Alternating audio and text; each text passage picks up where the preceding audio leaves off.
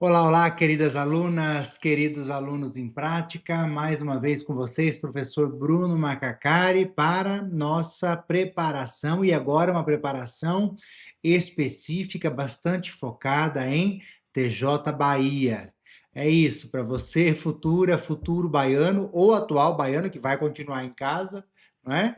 É que nós pensamos essa aula aqui para que nós possamos, então, ter em mente, ter em conta, vislumbrar as principais particularidades da prova ou das provas que nos esperam para o ingresso na magistratura baiana. Tá? Não há como falarmos dessas particularidades sem tratarmos de FGV, que infelizmente, eu vou dizer, é a instituição responsável pela organização do concurso, ou pela desorganização do concurso. Vocês já conseguem perceber que eu tenho aí um certo ranço, né, da FGV por conta das atrapalhadas que vêm sendo observadas aí nos últimos certames, não é? Então, certames bem problemáticos que nos causam, nos trazem certamente uma boa dose de preocupação, tá bem? Porém, não é isso que vai nos impedir, né? Não é a FGV que vai nos impedir de alcançarmos o nosso sonho, né? Que é o sonho da toga, que é o sonho da magistratura. Bom, vamos lá então a essas principais particularidades que eu trago agora para vocês. Nós teremos, é claro, como em todo concurso para ingresso na magistratura, duas provas, dois estilos de prova, por assim dizer, compondo a segunda fase do certame. Teremos a prova discursiva, né, que terá 4 horas de duração, sim, é um tempo relativamente curto, porém, com agora apenas 4 questões. Tá? A FGV vinha elaborando até tempo relativamente recente provas discursivas com 5 questões, valendo 2 pontos cada uma delas, porém com 5 horas de duração. Agora teremos 4 horas de duração, então se nós pensamos aí em um cenário em que faremos 3 provas praticamente seguidas, manhã, tarde e tarde do dia seguinte, é bem-vinda essa redução na duração da prova discursiva e também no número de questões, que passa a ser agora de apenas 4. Tá? Se a prova total vale 10, cada questão, tomando esses 10 do total dividido por 4, nós teremos cada uma das questões valendo 2,5 pontos cada, ok? Porém, com essa diminuição no número de questões, a FGV tem trazido aí uma certa interdisciplinaridade nas próprias questões. Tá? Então, questões aí abarcando mais de um assunto, ou penal junto com processo penal, civil com processo civil, um constitucional com tributário, um tributário com administrativo, um constitucional com administrativo. Por exemplo, nós tivemos agora em tempo recentíssimo a prova do TJ Paraná. Não é? E na fase discursiva, ali nas questões, abordaram, por exemplo, questões de processo penal junto com questões de penal, questões de tributário junto com constitucional. Então, ali um constitucional tributário, um tributário constitucional, caso se prefira dessa maneira. Tá? Então, essa será a carinha da nossa prova discursiva para o TJ Bahia, ok? Isso tudo está previsto nos itens 12.1.1, aliás, 12.2.1 e 12.2.2 do edital de abertura do certame, tá bem? Para fins aqui do nosso curso, como é que nós faremos? Como é que nós faremos a divisão de notas entre as questões?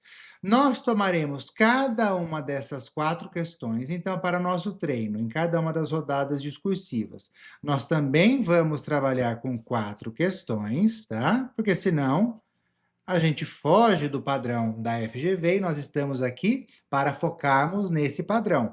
Pode ser, professor, que no dia da prova eles mudem e tragam mais questões?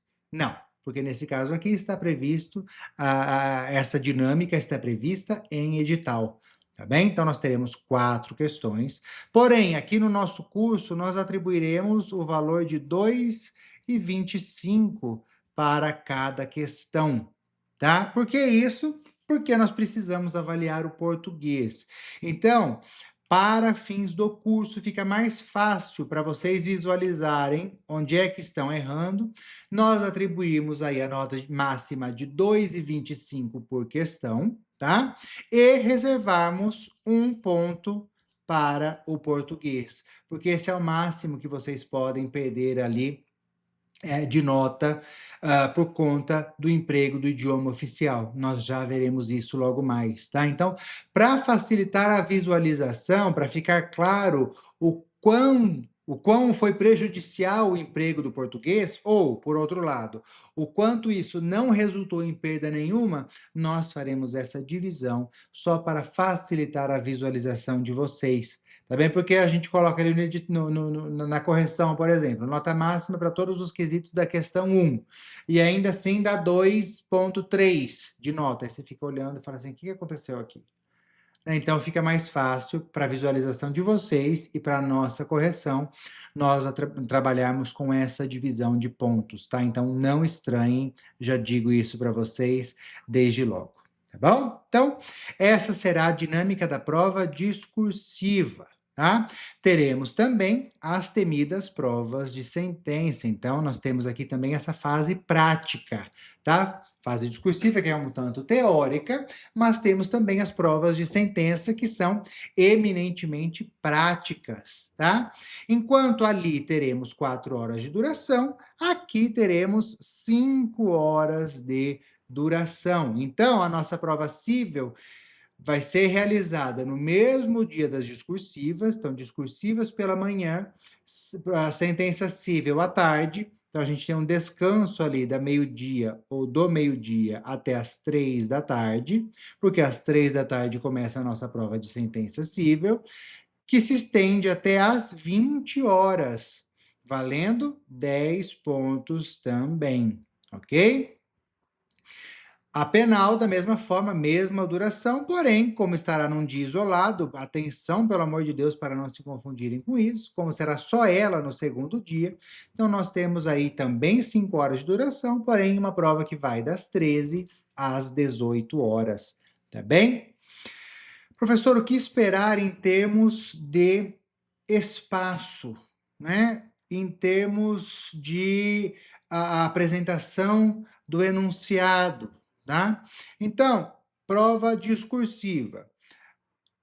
Não é nada incomum eles trabalharem com uma apresentação de um caso e, a partir desse caso, formularem ali várias perguntas, tá? Ainda que assim seja, a regra é que os enunciados não sejam muito longos, mas há exceções. Por exemplo, agora na prova do TJ Paraná, nós tivemos aí uma questão discursiva de penal, processo penal, misturando as duas coisas ali, que ocupou o enunciado uma folha toda, né? Então, precisamos estar atentos para conseguirmos fazer uma leitura adequada do enunciado, do que foi pedido, destacando as informações relevantes, e aí, então, nos debruçando sobre as questões, né? O que eu faria, o que eu recomendo que vocês façam num caso como esse é, primeiro leiam as questões, primeiro vejam o que está sendo pedido e depois vocês passam a leitura de todo o enunciado, porque aí vocês já conseguem ir correlacionando essa leitura com o que foi perguntado. Uma passada rápida de olhos sobre as indagações, depois passamos à leitura do caso em si, né, da narrativa de todo o caso em si, tá bom? Em matéria de sentença, de igual maneira, a regra são enunciados curtos, né, que ficam ali em torno de uma folha e um pouquinho, embora eles empreguem uma letra um tanto miúda, né, com espaçamento ruim, e sem divisão de parágrafos. Isso acaba se mostrando para a gente como um dificultador, porque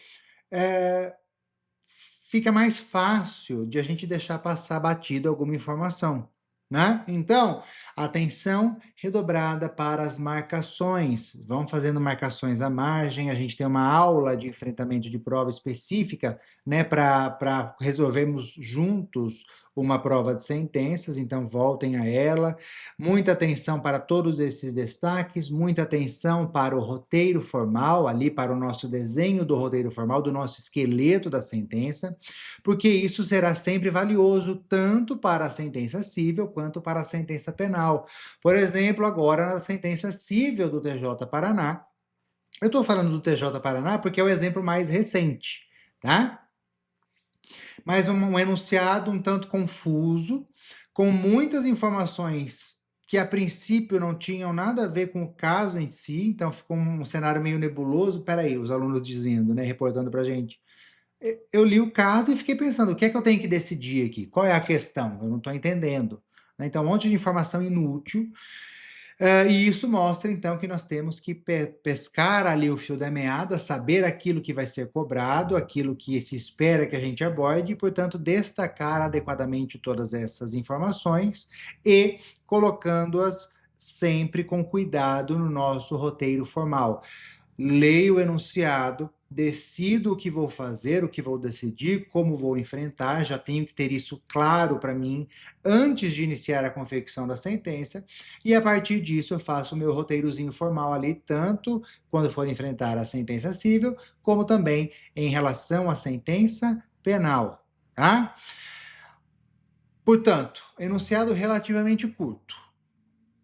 Questões que, de regra, não são muito complexas. Então, nós temos aí um cenário que se espera de uma prova não complexa, tá? Embora isso não seja garantia de facilidade, mas sim de pouca probabilidade de encontrarmos enunciados longuíssimos, com milhares de fatos narrados, como costuma acontecer, por exemplo, no TJ Santa Catarina, né? Então, aqui é uma prova menos complexa, de modo que as 5 horas costumam não ser um fator muito limitante, assim como o espaço, tá? Então, a FGV tem empregado reiteradamente uma limitação de espaço de 300 linhas, tá? O que é um espaço bem considerável. Professor, então, no curso nós vamos trabalhar com 300 linhas? De jeito nenhum. Tá? Nós trabalharemos sempre, então, para as discursivas, nós trabalharemos com 30 linhas cada, tá? E para as sentenças, com 240 linhas. Mas, professor, por que isso? Porque em matéria de concurso, gente, por mais que as coisas costumem se repetir, isso por si só não é garantia absoluta de que, na nossa vez, na nossa prova, no nosso dia, vão agir exatamente da mesma maneira, tá? Eu já cansei de ver umas mudanças assim, vindas do absolutamente nada, em que uma prova, né, por exemplo, o TJ Paraná mesmo, quando fazia ele mesmo a prova, eu já vi umas mudanças assim de estilo gritantes, né, de até permitirem ali que você usasse o quanto espaço quisesse, para uma prova em que do nada colocaram 120 linhas de limitação. Tá? Então a gente precisa se preparar sempre para um cenário mais adverso. Tá? Quem está preparado para um cenário mais restritivo, mais dificultoso, consegue se desenrolar muito bem em um cenário em que passa a poder nadar de braçada. Mas cuidado, né, para não exagerar também. A recíproca, por outro lado, não é verdadeira. Se você se habitua a um cenário bonachão, benevolente, super de boa, e na prova se depara com uma situação mais restritiva, pronto, o desespero bate, o suor já começa a brotar na testa, o desespero vem, a desestabilização vem, e a gente não quer que isso aconteça. Tá bom? Então, nós vamos trabalhar aqui com 30 linhas para cada discursiva e com 240 linhas para cada sentença. Tá bem?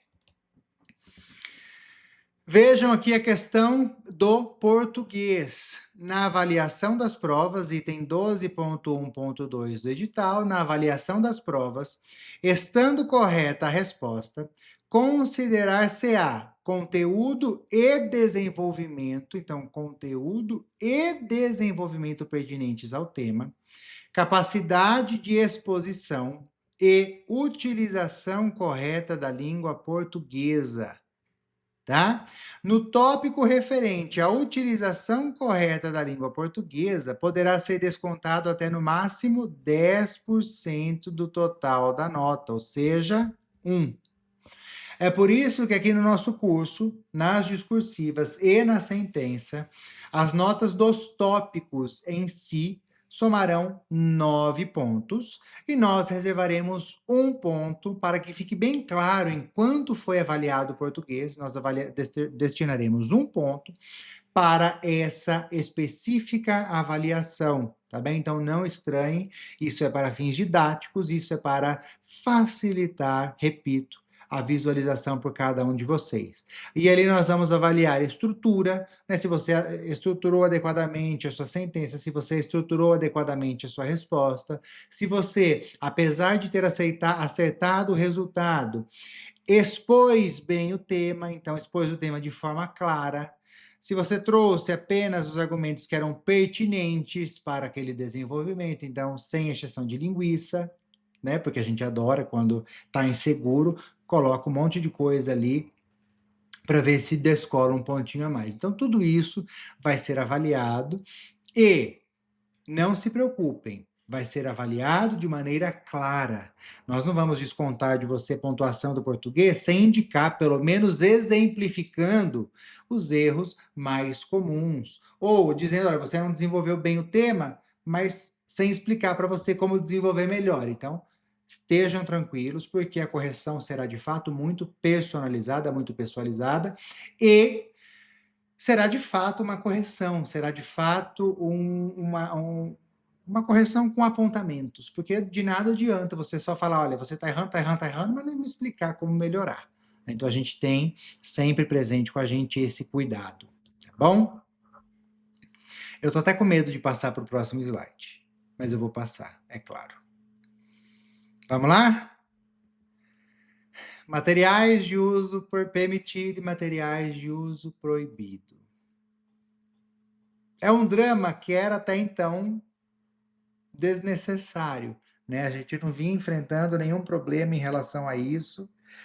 É um tema batido, então eu sequer me ocupava de me debruçar sobre isso, né, nas aulas específicas de tribunal, porém, isso passou a ser uma grande preocupação após incidentes bem recentes, envolvendo, sobretudo, eu não tenho como falar, e não é falando jamais mal do curso ou da obra, eu não conheço o VADMEG, eu tenho um apreço gigantesco pelo Arnaldo, pelo Edson, que é coordenador do MEG, mas a gente sabe, né, público e notório, que nos últimos concursos, a partir do emprego dessa coletânea de leis, de normas de edição do MEG, começamos a ter problemas, ou porque do nada resolveram proibir, depois de terem aceitado, inclusive em provas da FGV, em vários concursos, o VADMEG, do nada, como eu digo para vocês, tradição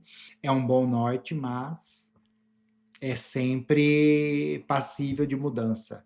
Então, a partir ali da prova foi do TJ, qual foi que deu problema, gente? TJ, não foi o Ceará, enfim, tem tanto concurso rolando que eu já me embananei aqui, eu acho que foi no Ceará, enfim. E aí agora também tempo mais recente no TJ Paraná, nós tivemos aí problemas, né, com o uso do VADMEG, do nada resolveram proibir, não sei se com justiça ou injustiça, reafirmo, não conheço o VADMEG, mas, por exemplo, agora no TJ Paraná, começou a ter problema também com o Daius Podium, então parece que em algumas salas recolheram também o Daius Podium. É uma desorganização tremenda, né? No primeiro dia do TJ Paraná, deixaram usar o VADMEG, por exemplo, em uma sala, e no dia seguinte recolheram, na mesma sala. Eu recebi, enfim, notícias de aluna nossa que estava na mesma sala do TJ Paraná, num dia deixaram usar, no outro dia não. Então, assim, pelo menos um pouco de coerência para trazer segurança para a gente, não é? Solução aqui.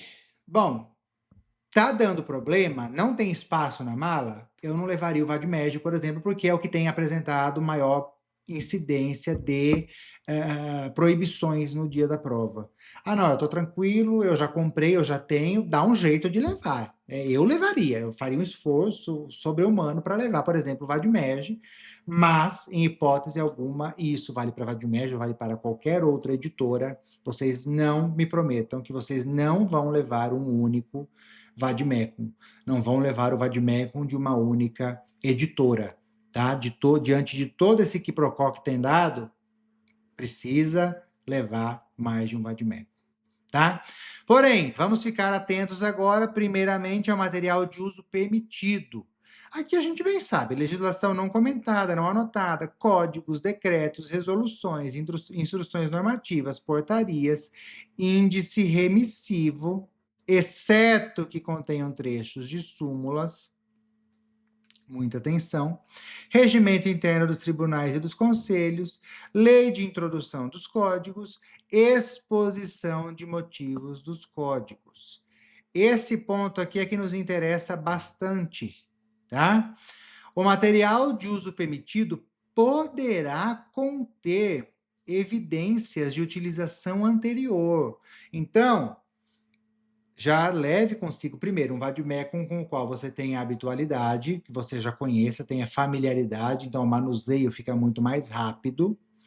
E também um que você já tenha grifado. Ei, como assim? Grifado, não anotado. Porque, veja, vamos voltar à leitura. O material de uso permitido poderá conter evidências de utilização anterior, tais como trechos destacados por marca-texto, isso é muito valioso para a gente, sublinhados, etc. Simples remissão a artigos ou a textos de lei. Então, opa, peraí, tô vendo aqui um crime hediondo, bota lá, vídeo artigo 2º da 8.112 de 90. Não é aqui o caso, né, que é 8.072, mas vídeo artigo 1º, vídeo parágrafo único do artigo 1º da 8.072. Ou, assim com todas as demais áreas do direito. Olha, isso é muito importante para a gente, né? Embora o código ele mesmo não tenha uma remissão, se você acha que há alguma lei que se justifique, anota e isso não será proibido. Separação de código por cores, marcador de página, post-it, clips ou similares. Então, já deixar tudo separadinho para você conseguir manusear sem precisar recorrer ao índice todo a todo momento. Então, já deixa tudo marcadinho ali com post-it, com identificação. Isso facilita muito para a gente no dia da prova, tá bem? Agora é o ponto que tem pegado, né? Material de uso proibido. Códigos comentados, anotados ou comparados, anotações pessoais. Então, anotações é diferente de mera remissão a um outro artigo. Transcritas, manuscritas ou impressas, sendo permitida, eles reforçam aqui, ó, a simples remissão feita diretamente na legislação a artigos ou a texto de lei, bem como remissão a mero número de súmulas. Então, vejam, eu posso marcar apenas o número das súmulas. É bacana porque você consegue citar pelo número, e não só a mera existência de entendimento simulado, mas você consegue citar a súmula pelo número. E decisões judiciais, desde que sem qualquer trecho do texto da súmula ou da decisão. Parece que é isso que tem trazido problema com alguns vademecums de algumas editoras. Súmula não pode, pode o número da súmula, enunciado não, enunciados, jurisprudências, isso aqui é para matar, jurisprudências, é jurisprudência, né, gente? O conjunto de julgados é jurisprudência. Enfim. Informativo de tribunais, orientações jurisprudenciais, cópias reprográficas. Então, parece que não tem sido permitido levar leis impressas, tá? Revistas, livros de doutrina, índices remissivos que contenham trechos de súmulas. Qualquer documento obtido na internet, então, não pode levar a coisa impressa. Livros, apostilas, anotações, materiais, dicionários ou qualquer outro material que contenha qualquer conteúdo similar, computador, notebook, tablet ou equipamento similar. Tá? Então, redobrado cuidado com isso, minha gente. Professor, você não vai falar nada da banca? Você não vai falar nada dos membros da banca, do que esperar em... Pessoal, isso é tiro no escuro, tá? A FGV tem uma equipe grande de profissionais que fica responsável por todas essas coisas, pelas discursivas, pela elaboração das sentenças. Então, nós ficarmos aqui divagando sobre preferências do possível examinador, entendimentos do possível examinador, não é producente, não é falta de boa vontade nossa, é porque nós nos fiarmos por isso seria um tiro no escuro. Muitos dos membros dessas comissões da FGV são promotores, são juízes de primeiro grau, têm formações plurais. Então não adianta a gente ficar perquirindo de preferências, perquirindo de linha de entendimento que segue um ou outro, porque a gente sequer tem como saber quais desses membros efetivamente atuarão na elaboração das questões, na elaboração do caso. Qual é a sugestão que a gente sempre dá, portanto, em matéria de entendimento? STJ e STF. Vamos seguir STJ e STF. Esse é o caminho mais seguro para a gente, tá? Então é por isso que a gente não vai ficar gastando neurônio, gastando HD, tentando adivinhar o que o examinador vai fazer. É claro, a gente vai olhar o histórico recente de provas, vai ver se o que já caiu, o que não caiu, o que é que tem sido cobrado com mais frequência, e a partir daí nós vamos elaborar casos, questões. Não faremos isso sem atentar para essa probabilidade, considerando o histórico recente, os temas que mais caem, os temas que mais são cobrados. Agora, fazer isso com base no currículo de um possível examinador, não nos parece que seja de fato algo producente, tá? Então é por isso que eu não vou gastar HD de vocês com esse tipo de informação, tá bom? Então vamos lá, é dada a largada, é dado mais um pontapé inicial. Assistam, absorvam todo o conteúdo das aulas. As aulas de técnica, é claro, elas são as mesmas, porque a técnica de sentença é uma só. As aulas de penal estão passando e vão ser disponibilizadas para vocês com todas as atualizações mais recentes, porque sofremos grandes modificações, e com isso nós vamos sempre mantendo o curso atualizado naquilo que é necessário. Nós não teremos, é claro, uma aula de técnica de sentença diferente para cada curso, porque, afinal, a técnica é uma só. Isso vale para a técnica de sentença civil, para a técnica de sentença penal, para a técnica de enfrentamento das discursivas.